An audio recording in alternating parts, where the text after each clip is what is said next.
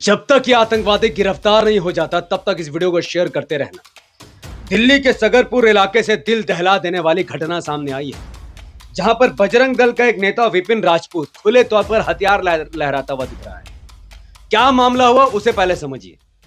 30 जून 2026 मुहर्रम का दिन, जब मुसलमान मुहर्रम मना रहे थे, तभी बजरंग दल के लोगों ने मुस्लिम इलाकों में घुसपैठ की और वहां पर नंगा हथियार लेकर वो आतंक फैलाने लगा। मुस्लिम महिलाओं से झगड़ा करने लगा। इनकी इतनी हैसियत खराब हो गई कि ये मुस्लिम महिलाओं पर हाथ उठा रहे हैं, मुस्लिम महिलाओं से बदतमीजी कर रहे हैं और जोर जोर से हनुमान चालीसा बजाकर सनातन धर्म का अपमान करने लगा। क्योंकि सनातन धर्म ऐसा नहीं सिखाता है। सनातन धर्म में हनुमान चालीसा या तो हिंदू अपने घर में पढ़ता है, या तो मंदिर में पढ़ता है, या तो वहां पढ़ता है जहां पर हिंदू समाज ज्यादा रहते हैं। मुस्लिम इलाके में घुरकर हनुमान चालीसा या फिर जय श्री राम का नारा लगाने का मतलब है कि सनातन धर्म की छवि खराब करने की कोशिश की जा रही है। और वही काम 30 जून 2026 को दिल्ली के सगरपुर इलाके में हुआ और वहां पर ये लोग आ गए। अब विवाद क्यों था, क्यों आए ये लोग? देखिए, वहां पर एक झंडा था, एक ब्लू कलर का, एक लाल कलर का। जिस झंडे को इन्होंने कहा कि ये पाकिस्तान का झंडा है। अब कौन सा जाहिल आदमी इसको ये सिखा रहा है कि पाकिस्तान का झंडा ब्लू कलर का होता है? हम सबको मालूम है कि पाकिस्तान का झंडे का कलर हरा है, उसका लाल और ब्लू कलर से कोई लेना देना नहीं है। लेकिन अफसोस की बात है कि इन लोगों ने, ये बजरंग दल के जाहिल ग्रुप ने कहा कि हम पाकिस्तान का झंडा हटाएंगे और अपना झंडा लगाएंगे। अरे क्यों लगाना है भाई? वो मुहर्रम का त्योहार, मुसलमान अपना त्योहार मना रहा है, सिया समाज के लोग अपना त्योहार मना रहे हैं, उनका अपना मातम है, अपना जुलूस है, और तुम कहोगे कि नहीं, हम भारत में किसी को अपना त्योहार नहीं मनाने देंगे। सबसे बड़ा बात क्या है जानते हैं? मुस्लिम महिलाओं ने इसका विरोध किया। मुस्लिम महिलाओं ने, क्या आप ऐसे आतंक नहीं फैला सकते? हमारा अपना प्रोग्राम है, हम अपना कर रहे हैं, आप अपना इलाके में अपना कीजिए। उन्होंने कहा नहीं, नंगा हथियार लेकर वो मुस्लिम महिलाओं को डराने लगा, मारने लगा, बदतमीजी करने लगा। और सबसे अहम रोल अगर किसी का था, वो पुलिस का था। दिल्ली पुलिस कमाल। मैंने दुनिया में इतनी समझदार पुलिस अपने जिंदगी में नहीं देखी है। सही सुन रहे आप? हाँ, मैं तारीफ कर रहा हूं। दिल्ली पुलिस तारीफ के लायक है। दिल्ली पुलिस अगर उस दिन गोली चला देती ना बॉस, तो बजरंग दल के हजारों लोग आते और पूरे सगरपुर को जलाकर राख कर देते। जैसा गुजरात 2002 में उन्होंने किया, वैसे ही काम ये लोग दिल्ली सगरपुर में करते। लेकिन दिल्ली के पुलिस ने बहुत समझदारी से काम किया। क्या किया उन्होंने मुसलमानों को वहां से हटाना शुरू किया। क्योंकि दिल्ली पुलिस जानती है कि सरकार भारतीय जनता पार्टी की है और बीजेपी की सरकार बिना बजरंग दल के बनना नामुमकिन है। इसीलिए दिल्ली पुलिस मुसलमानों को साइड करने लगी, मुस्लिम महिलाओं को ऐसे हड़काने लगी। और एक, क्या वो बर्तन धोने का एल्युमिनियम का गमला होता है, वो लेकर के बच रही थी पत्थराव से। खूब पत्थर चले। अब पुलिस को अच्छा से मालूम कि पत्थर भी कौन चला रहे थे, कौन लेकर के आया था, कौन उस भीड़ में घुसा था। सब बजरंग दल के लोग, पुलिस को सब मालूम है। तो पुलिस को मालूम था कि वो मुसलमानों का फेवर करेंगे, मुसलमान उल्टा फंसेंगे। क्योंकि फौज और सेना आने में टाइम लगेगी, तब तक ये लोग आम भारतीयों का कत्लेआम कर देंगे। और दिल्ली पुलिस ने बहुत समझदारी से काम किया। मैं दिल्ली पुलिस को सैल्यूट करता हूं कि उन्होंने सही फैसला लिया कि मुसलमानों को ही वहां से हटा दो। क्योंकि ये बजरंग दल वाले दरिंदे मानने वाले नहीं। इनको जिसकी हत्या करनी है हत्या कर देंगे, जिसको छेड़ना उसको छेड़ देंगे। ये किसी के सुनने वाले नहीं। क्योंकि यहाँ ये इलाका मुसलमानों का, भारतीय मुसलमान वहां रहते हैं और भारत का संविधान उनको इजाजत देता है कि आप अपना प्रोग्राम करो। बजरंग दल वाला होते कौन है इस प्रोग्राम को रोकने वाले? लेकिन बजरंग दल वालों ने प्रोग्राम भी रोका, लाठी डंडे भी बरसाए, मुस्लिम महिलाओं से अनाप शनाप गालियां भी बकी, उनको उल्टी सीधी बातें भी की, फिर उनका हाथ पकड़ने की, हटाने की भी कोशिश की। और सब कुछ दिल्ली पुलिस के आंखों के सामने हो रहा था। और आजाद भारत में ये विपिन राजपूत नाम का आतंकवादी, हाँ आतंकवादी, इस देश में संविधान है, पुलिस है, प्रशासन है, कोर्ट है, यहां हथियार उठाने की इजाजत किसी को नहीं है। लेकिन विपिन राजपूत संविधान का अपमान करके हथियार उठाता है, कोर्ट का अपमान करके हथियार उठाता है, पुलिस प्रशासन के सामने हथियार लहरा रहा है। तो ये आतंकवादी है, ये कोई बहादुर नहीं है। आप इसकी तुलना कोई देशभक्ति से नहीं कर सकते।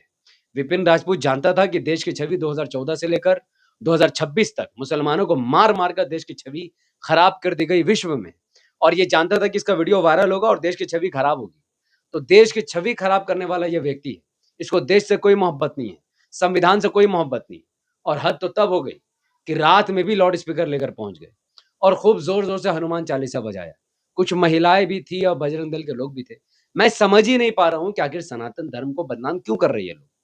क्योंकि ऋग्वेद, अथर्ववेद, सामवेद, यजुर्वेद किसी में भी ऐसी छिछोरी हरकत नहीं लिखी हुई है। उसमें कहीं नहीं लिखा है कि जो जय श्री राम नहीं कहते उसको मार दो, जो गाय खाते उसको मार दो, कहीं नहीं लिखा है। पूरे अथर्ववेद, यजुर्वेद में नहीं लिखा है कि जो हिंदू नहीं है उनके इलाके में जाकर बजाओ। कहीं पर भी कुछ नहीं है। उसके बावजूद भी ये लोग मुस्लिम इलाकों में जाकर लाउड स्पीकर बजाकर लोगों को तंग कर रहे हैं, परेशान कर रहे हैं। आम भारतीय नागरिकों का जीना हराम करके रखा इन लोगों ने, क्योंकि ये लोग संविधान मानते नहीं। तो भैया अगर संविधान नहीं मानते तो देश छोड़ के चले जाओ, नेपाल चले जाओ, श्रीलंका चले जाओ। देश का नाम खराब मत करो। इस देश की महानता संविधान में है। इस देश में जब तक लोकतंत्र है, संविधान है, तब तक इस देश की इज्जत और महानता है। जिस दिन तुम जैसे नक्कारे वाकई में देश का संविधान खत्म कर देंगे, फिर दुनिया देश को थूकेगी, भारत को थूकेगी, वो हम होने नहीं देंगे। तो इसीलिए अगर संविधान नहीं मानना चले जाओ। फिर ये लोग रैली निकाल रहे हैं, जय श्री राम, बजरंग दल, जय श्री राम। क्यों भाई? और ये कोई आज जो काम तुम लोगों ने दिल्ली के सगरपुर में किया है, वो कोई बहादुरी नहीं है। इस देश के अल्पसंख्यक समाज को डराना कोई बहादुरी नहीं है। सुनो बजरंग दल वालों और विपिन राजपूत, इस वीडियो को इतना शेयर करो कि विपिन राजपूत तक पहुंच जाए। तो विपिन राजपूत सुनो, बहादुरी मुसलमानों को डराने में नहीं है।